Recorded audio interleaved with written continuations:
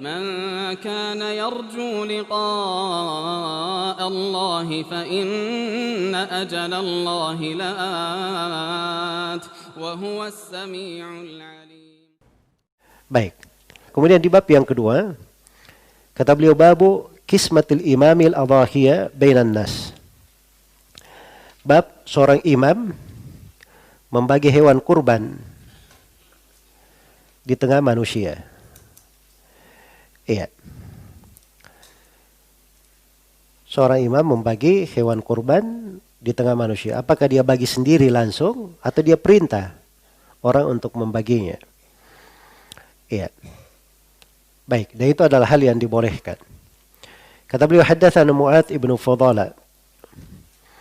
Qala haddatsana Hisham, yaitu Hisham ibnu Abi Abdullah ad-Dustuwai. An Yahya, dari Yahya, yaitu Yahya bin Abi Katsir al-Yami. An Ba'jat al-Juhani, Ba'jah bin Abdullah al-Juhani. An Uqbah ibni Amir al-Juhani, radhiyallahu anhu. Annahu qala, qasama an-nabiy sallallahu alaihi wasallam baina ashabihi ad-dhahaya. Baina ashabihi dhahaya. Nabi sallallahu alaihi wasallam membagi di tengah para sahabatnya dhahaya. Ini tidak disebut adhahiyah, tapi disebut apa? Dhahaya. Dan dhahaya itu jamak dari dhahiyah. Jamak dari dhahiyah. Jadi Nabi membagi beberapa hewan kurban kepada di tengah para sahabatnya supaya mereka berkurban. Ini hal yang bagus ya.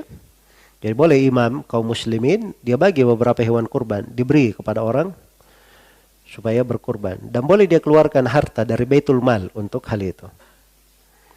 Iya. Boleh dia keluarkan harta dari Baitul Mal untuk hal tersebut.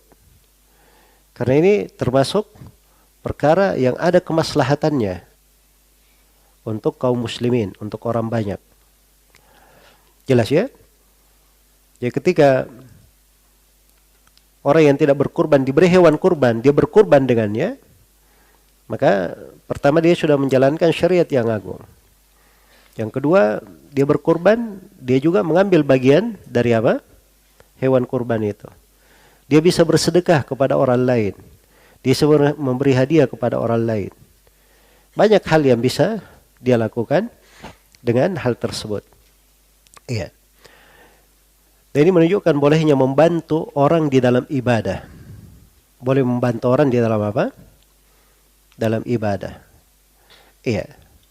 Karena itu disyariatkan memberi buka puasa kepada orang yang berpuasa. Disyariatkan memberi bantuan kepada orang yang belum haji supaya dia pergi haji. Jelas ya? Sebagaimana di sini disyariatkan memberi hewan kurban kepada orang yang tidak mampu berkurban. Iya. Itu adalah hal yang dibolehkan. Karena orang yang membantu orang lain dalam rangka ibadah, dia dapat nilai ibadah itu. Mendapat nilai apa? Ibadah itu. Karena itu orang yang memberi buka puasa kepada orang yang puasa, pahalanya apa? Seperti orang yang berpuasa itu, tanpa mengurangi pahala dia. Sebab kaidahnya seperti itu, orang yang membantu orang lain dalam beribadah, dia bisa dapat pahala orang yang apa? Beribadah tersebut. Iya.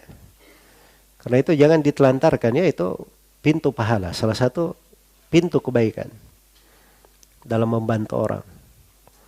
Ya, ada orang yang mungkin dia dalam menuntut ilmu diberi pemahaman pas-pasan misalnya. Atau dia menganggap dirinya sudah tidak terlalu kuat menghafal. Dia punya kemampuan untuk membiayai dirinya belajar, tapi dia kurang dari sudut keahlian atau hal-hal yang melengkapinya bisa untuk belajar dengan baik. Nah, kalau dia biayai orang lain yang bagus untuk menghafal, ya giat belajar dan seterusnya, maka dia biayai orang lain untuk hal tersebut, itu sama seperti dia apa? Dia menuntut ilmu juga. Jelas ya? Nah, itu memang hal disyariatkan di tengah umat karena memang diperlukan di tengah umat ini. Hal yang seperti itu.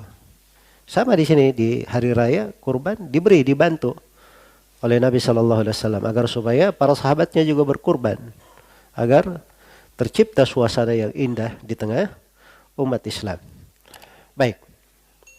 Maka dikatakan fasarat li Uqbah jada. Iya. Maka Uqbah pun mendapatkan jada. Jada tadi hewan belum cukup umur ya. Iya, belum cukup umur. Baik. Qultu ya Rasulullah sarat li jada.